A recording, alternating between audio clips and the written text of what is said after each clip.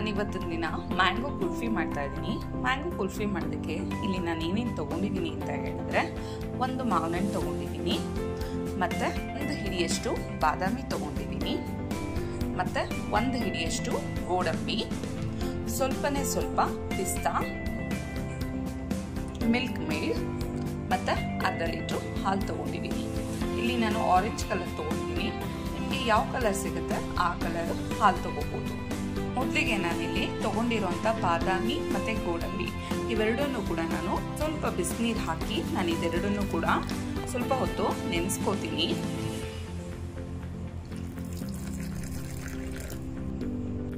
ಇದನ್ನು ಬಿಸಿ ನೀರಲ್ಲಿ ನೆನೆಸಿ ಈಗಾಗಲೇ ಅರ್ಧ ಗಂಟೆ ಆಗಿದೆ. ಇದನ್ನೆಲ್ಲ ನಾವು ಈಸಿಯಾಗಿ ಸಿಪ್ಪೆನೆಲ್ಲ ಬಿಡಿಸ್ಕೋಬಹುದಾಗಿದೆ. ಹಾಗಾಗಿ ನಾನಿದು ಸಿಪ್ಪೆನೆಲ್ಲ ಬಿಡಿಸ್ಕೊಂಡು ಬಿಸಿ ನೀರಲ್ಲಿ ನೆನೆದಿದೆ. ಮತ್ತು ಈಗ ಇವೆರಡನ್ನು ನಾನು ಮಿಕ್ಸಿಗೆ ಹಾಕ್ಕೊಂಡು ಸ್ವಲ್ಪ ತರ್ತರಿಯಾಗಿ ರುಬ್ಕೋತಾ ಇದ್ದೀನಿ. ಈಗ ನಾನಿಲ್ಲಿ ಒಂದು ದಪ್ಪ ತಡೆದು ಪಾತ್ರೆ ತೊಗೊಂಡು ಹಾಲನ್ನ ನಾನು ಇದರಲ್ಲಿ ಕಾಯೋದಕ್ಕೆ ಇಟ್ಕೊಂಡಿದ್ದೀನಿ.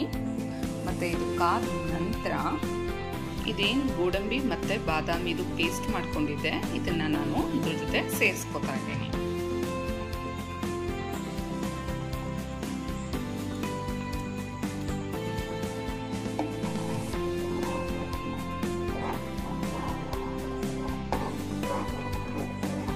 ಸ್ವಲ್ಪನೂ ಗಂಟಾಗದೇ ಇರೋ ರೀತಿ ನೀವು ಇದನ್ನೆಲ್ಲ ಪೂರ್ತಿಯಾಗಿ ತಿರುಗಬೇಕಾಗತ್ತೆ.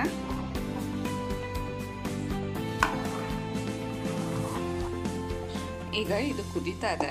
ಹಾಗಾಗಿ ಇಂಥ ಟೈಮಲ್ಲಿ ನಾನು ತೊಗೊಂಡಿರೋಂಥ ಮಿಲ್ಕ್ ಮೇಡ್ನ ಇದ್ರ ಜೊತೆ ನಾನು ಸೇರಿಸ್ಕೊತಾ ಇದ್ದೀನಿ. ಒಂದು ಬೌಲ್ ಅಷ್ಟು ನಾನು ತೊಗೊಂಡಿದ್ದೀನಿ, ಅಷ್ಟನ್ನು ಕೂಡ ನಾನಿಲ್ಲಿ ಸೇರಿಸ್ಕೊತಾ ಇದ್ದೀನಿ.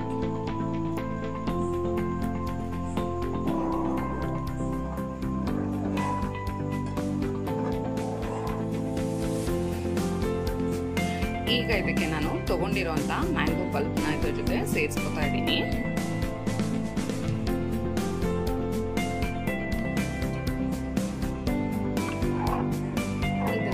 ಒಂದಕ್ಕೊಂದು ನೀಟಾಗಿ ಬೆರೆಯೋ ರೀತಿ ನೀಟಾಗಿ ನೀವು ಮಿಕ್ಸ್ ಮಾಡ್ಕೋಬೇಕಾಗುತ್ತೆ. ಎಲ್ಲವನ್ನು ನಾನು ನೀಟಾಗಿ ಮಿಕ್ಸ್ ಮಾಡ್ಕೊಂಡಿದ್ದೀನಿ. ಮತ್ತು ನೀವು ನೋಡ್ತಾ ಇರ್ಬೋದು ಇದೆಲ್ಲ ತಳ ಎಲ್ಲ ಬಿಡ್ತಾ ಬಂದಿದೆ.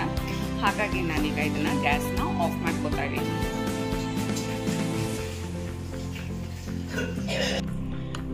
ನೋಡಿ, ಈ ಕನ್ಸಿಸ್ಟೆನ್ಸಿ ಇದ್ರೆ ಸಾಕಾಗತ್ತೆ. ಹಾಗಾಗಿ ನಾನೀಗ ಸ್ವಲ್ಪ ಹೊತ್ತು ತಣ್ಣಗಾಗಲಿ ಅಂತ ಹೇಳಿ ಬಿಡ್ತಾ ಇದ್ದೀನಿ. ಆ ತಣ್ಣಗಾದ್ಮೇಲೆ ಇದನ್ನು ನಾನು ಯಾವ ಮೌಲ್ಡಿಗೆ ಬೇಕೋ ಆ ಮೌಲ್ಡ್ಗೆ ಹಾಕೋತಾ ಇದ್ದೀನಿ. ಈಗ ಇದು ತಣ್ಣಗಾಗಿದೆ. ಮತ್ತು ಅದಲ್ಲದೆ ಇಲ್ಲಿ ನಾನು ಗ್ಲಾಸಸ್ನು ಕೂಡ ರೆಡಿ ಮಾಡ್ಕೊಂಡಿದ್ದೀನಿ. ಹಾಗಾಗಿ ನಾನು ಇದನ್ನು ಒಂದೊಂದಾಗಿ ಹಾಕೋತಾ ಬರ್ತೀನಿ.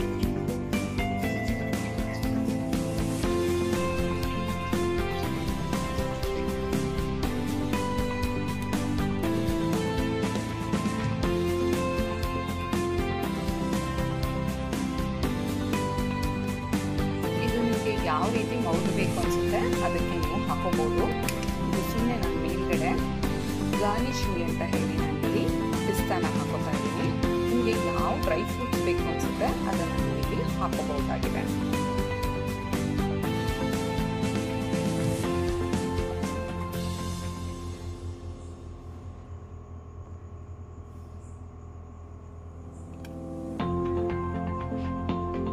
ಇದ್ರ ಜೊತೆಗೆ ನಾನು ಒಂದೆರಡು ಕೇಸರಿ ದಳವನ್ನು ಕೂಡ ಇದ್ರ ಜೊತೆ ಸೇರಿಸ್ತಾ ಇದ್ದೀನಿ.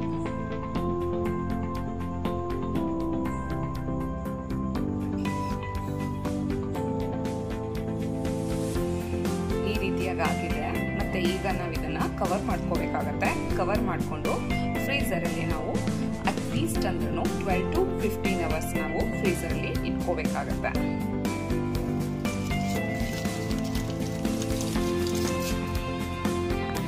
ಇದೇ ರೀತಿಯಾಗಿ ನೀವು ಕೂಡ ಎಲ್ಲವನ್ನು ಕವರ್ ಮಾಡ್ಕೋಬೇಕಾಗುತ್ತೆ. ನಾನು ಈ ರೀತಿಯಾಗಿ ಕವರ್ ಮಾಡ್ಕೊಂಡಿದ್ದೀನಿ. ಮತ್ತು ಈಗ ನಾನು ಇದನ್ನು ಫ್ರೀಸರಲ್ಲಿ ಇಡ್ತಾ ಇದ್ದೀನಿ.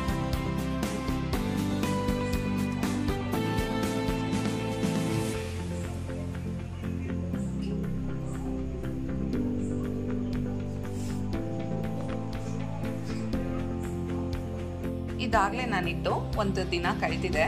ಹಾಗಾಗಿ ನಾನೀಗ ತೋರಿಸ್ತೀನಿ ನಿಮಗೆ ಯಾವ ರೀತಿಯಾಗಿ ಬಂದಿದೆ ಅಂತ ಹೇಳಿ. ನೋಡಿ ನೋಡ್ತಾ ಇರ್ಬೋದು ನೋಡಿ ಎಲ್ಲ ಎಷ್ಟು ನೀಟಾಗಿ ಸೆಟ್ ಆಗಿದೆ ಅಂತ ಹೇಳಿ.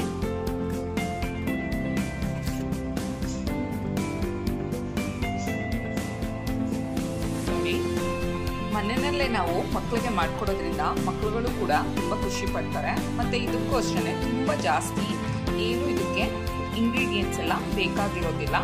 ಜಸ್ಟ್ ಡ್ರೈ ಫ್ರೂಟ್ಸು ಮತ್ತು ಅದ್ರ ಜೊತೆಗೆ ಹಾಲು ಇದಿಷ್ಟೇ ಇದ್ರೆ ಸಾಕಾಗುತ್ತೆ. ತುಂಬಾ ಟೇಸ್ಟಿಯಾಗಿ ಮತ್ತು ತುಂಬ ಹೆಲ್ತಿಯಾಗಿ ಮಾಡಿಕೊಡೋವಂಥ ಕುಲ್ಫಿ ಆಗಿರುತ್ತೆ. ಇದೊಂದು ಬಾಕ್ಸ್ಗೆ ಹಾಕಿ ನಾನು ತುಂಬ ನೀಟಾಗಿ ಕವರ್ ಮಾಡಿಟ್ಟಿದ್ದೆ. ನೋಡ್ತಾ ಇರ್ಬೋದು ಎಷ್ಟು ನೀಟಾಗಿ ಸೆಟ್ ಆಗಿದೆ ಅಂತ ಹೇಳಿ. ನಾನು ನಿಮ್ಗೀಗ ಸರ್ವಿಂಗ್ ಪ್ಲೇಟ್ಗೆ ಹಾಕಿ ತೋರಿಸ್ತೀನಿ ಯಾವ ರೀತಿಯಾಗಿ ಬಂದಿದೆ ಅಂತ ಹೇಳಿ. ನೋಡಿ ಕೊನೆಯದಾಗಿ ನಿಮಗೆ ಇದು ಈ ರೀತಿಯಾಗಿ ಬರುತ್ತೆ. ಮಾಡೋದಕ್ಕೆ ತುಂಬಾ ಸುಲಭವಾಗಿರುತ್ತೆ ಮತ್ತು ಯೂಸ್ ಮಾಡೋ ಇಂಗ್ರೀಡಿಯೆಂಟ್ಸ್ ಅಷ್ಟೇ ತುಂಬಾ ಕಡಿಮೆ ಇರುತ್ತೆ. ಇದಕ್ಕೆ ಮನೆಯಲ್ಲೇ ಮಾಡ್ಕೊಂಡು ತಿನ್ನೋದ್ರಿಂದ ತುಂಬ ಹೆಲ್ತಿಯಾಗೂ ಇರುತ್ತೆ ಮತ್ತು ತುಂಬ ಟೇಸ್ಟಿಯಾಗೂ ಇರುತ್ತೆ. ನೀವು ಮನೆಯಲ್ಲಿ ತಪ್ಪದೆ ಟ್ರೈ ಮಾಡಿ. ನಾನು ಇವತ್ತಿನ ದಿನ ಮಾಡಿರೋಂಥ ಐಸ್ ಕ್ರೀಮ್ ನಿಮಗೆ ಇಷ್ಟ ಆಯಿತು ಅಂತ ಹೇಳಿದ್ರೆ ಮರಿದೆ ನನ್ನ ಚಾನಲ್ನ ಸಬ್ಸ್ಕ್ರೈಬ್ ಮಾಡಿ. Thank you.